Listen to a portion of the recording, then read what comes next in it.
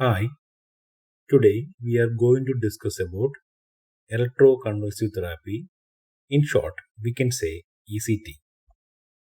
Electroconvulsive therapy is a sort of somatic treatment introduced by Binney and Serletti in April 1938.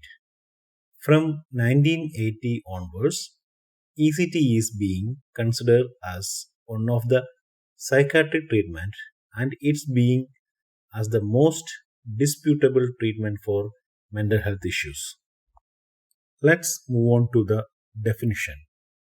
According to Mary C. Thompson, ECT is the induction of grand mal seizures through the application of electrical current to the brain.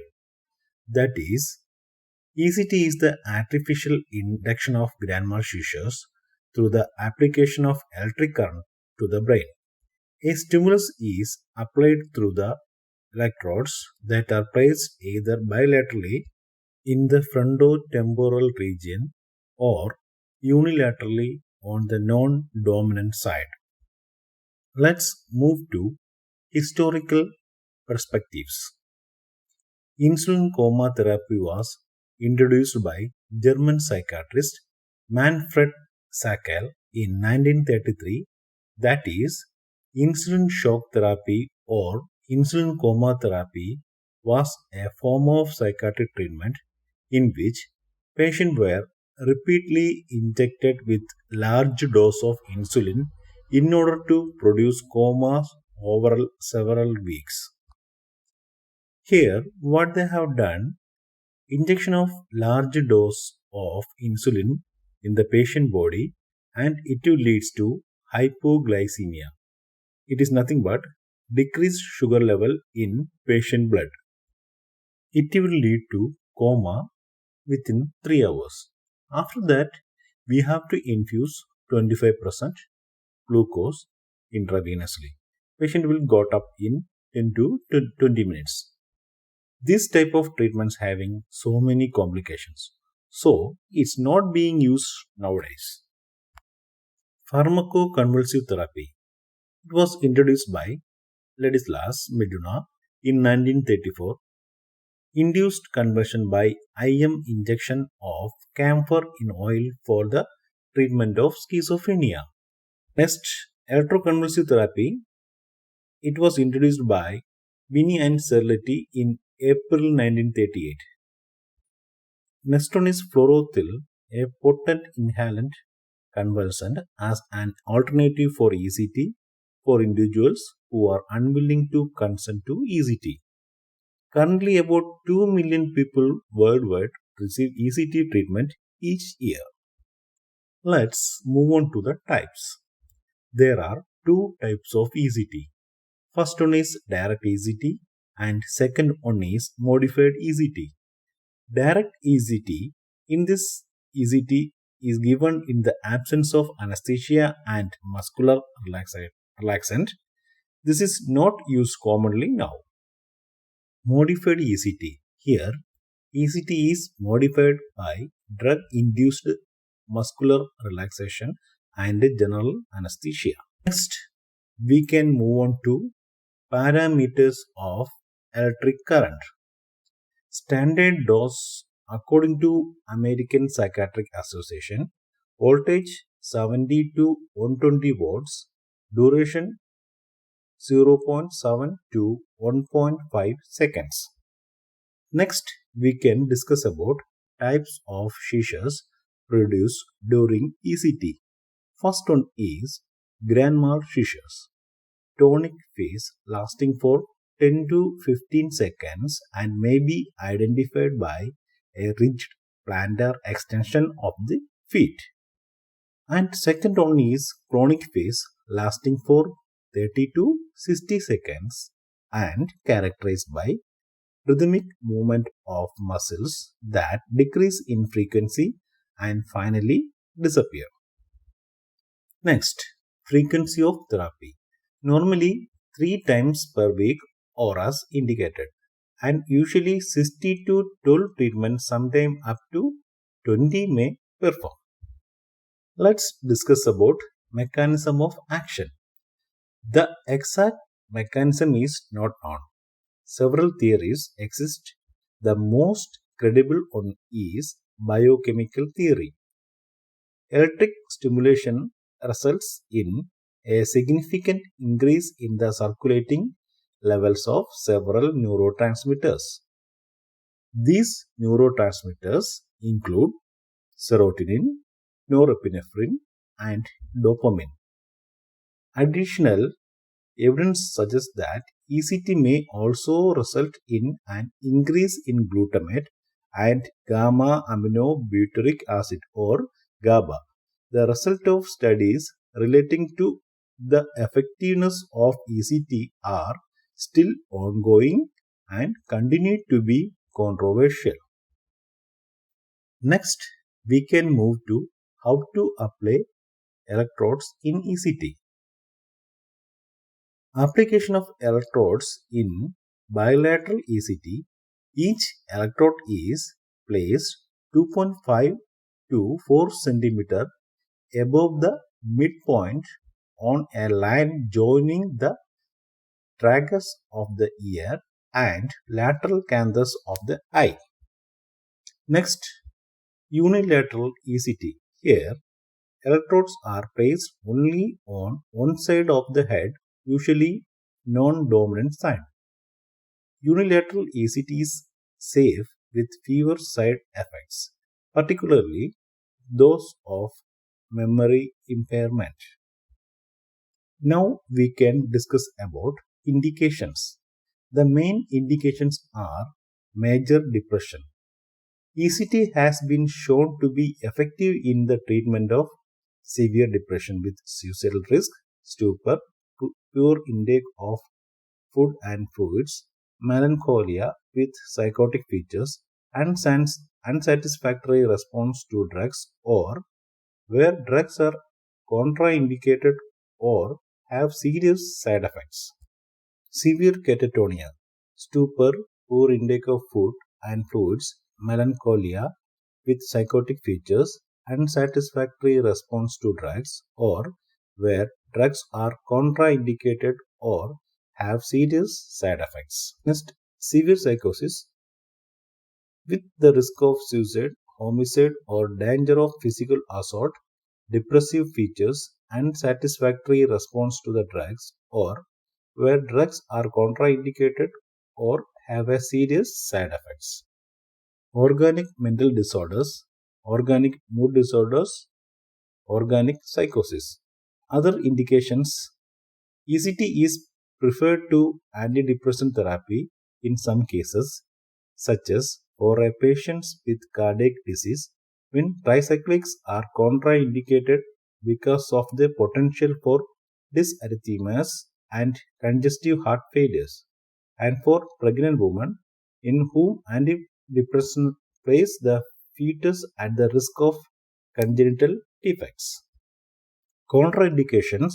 The only absolute contraindication for ECT is raised ICP related to brain tumor, recent cardiovascular accident or cerebral aneurysm, acute myocardial infarction, congestive heart failure, pneumonia, retinal detachment.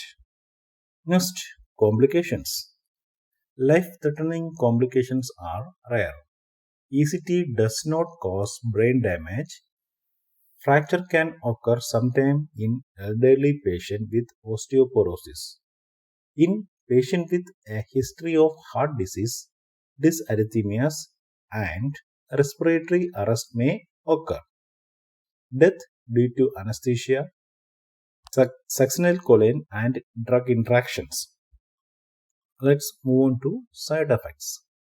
Memory impairment is usually temporary and it's lasting approximately 30 minutes. Drowsiness, confusion, and restlessness, poor concentration, anxiety, headache, backache, muscle ache, weakness, fatigue, nausea, vomiting, incontinence, palpitations, unsteady gait, tongue bite, dryness of mouth, prolonged apneas, prolonged seizures, CV dysfunctions. CV means cardiovascular dysfunction. Next, management. ECT team includes psychiatrist, anesthesiologist, trained nurses, and aides. Next, what are the treatment facilities could be given? Treatment facilities are there should be a suite of 3 rooms. First one is a pleasant, comfortable waiting room or pre-ECT room. Second one is ECT room equipped with ECT machine and accessories, an anesthetic appliance, suction apparatus, face mask, oxygen cylinder with adjustable flow valves, curved tongue depressors, mouth gags, resuscitation apparatus, defibrillator, and emergency drugs. And third one is a well-equipped recovery room. What are the drugs should be given in ECT? Atropine sulfate, glycopyrrolate for decreased secretion and to counteract with vagal stimulation, thiopental sodium, Brevital as anesthetics, succinylcholine chloride as a muscle relaxant. Next one is role of nurse. Role of nurses are first one is pre-ECT care. Detailed medical and psychiatric history including history of allergies, assessment of patients and families' knowledge of indications, side effects, therapeutic effects, and risk associated with ECT. An informed consent should be taken. Allay any unfounded fears and anxieties regarding the procedures. Assess baseline vital signs. The patient should be on an empty stomach for 4 to 6 hours prior to ECT. Withhold night doses of drugs which increase seizures threshold like diazepam, barbiturate, and anticonvulsants. Withhold oral medication in the morning. At shampooing in morning since oil causes impedance of passage of electricity to brain. Any jewelry, prosthesis, dentures, contact lens, metallic objects, and tight clothing should be removed from the patient body. Empty bladder and bowel just before ECT. Administration of 0.6 mg atropine IM or subcutaneously 30 minutes before ECT or IV just before ECT. Second one is intra-procedure care. Place the patient comfortably on the ECT table in supine position. Stay with patient to allay anxiety and fear. Assist in administering the anesthetic agent and muscle relaxant. Since the muscle relaxant paralyzes all the muscles including respiratory muscles, patient airway should be ensured and ventilator support be started. Mouth gag should be inserted to prevent possible tongue bites. The place of electrode placement should be cleaned with normal saline or 25% bicarbonate solution or a conducting gel applied. Monitor voltage, intensity, and duration of electrical stimulus given. Monitor seizure activity.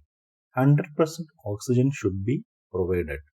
During seizures, monitor vital signs, ECG, oxygen saturation, EEG, etc. Record the findings and medicine given in patient chart. Third one is post-procedure care.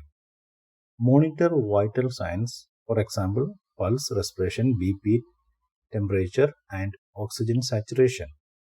Continue oxygenation till spontaneous respiration starts. Assess for post-ictal confusion and restlessness. Take safety precautions to prevent injury. For that, we have to maintain side-lying position and suctioning to prevent aspiration of secretions, use of side rails to prevent falls. If there is a severe post-ictal confusion and restlessness, IV diazepam may be administered. reorient the patient after recovery and stay with him until fully oriented. Documents any findings as relevant in patient records. Next, we can move on to nursing diagnosis. First one is anxiety, moderate to severe, related to impending therapy. Second one is deficient knowledge related to necessity for and side effects or risk of ECT. Next one is risk for injury related to risk associated with ECT. Risk for aspiration related to an altered level of consciousness immediately following treatment. Decreased cardiac output related to vagal stimulation occurring during ECT. Conclusion: electroconvulsive therapy, some time ago known as electric shock, is a psychiatric treatment in which seizures are electrically produced in anesthetized patient for therapeutic purpose. Mechanism of action is unknown even after lots of research. Today, ECT is frequently suggested for use as a treatment for severe depression that has not today and that has not responded to other treatment and is also used in the treatment of mania and catatonia. ECT is one of the fastest way to relieve symptoms in severely depressed or suicidal patient. Hope you got an idea about ECT. Thank you.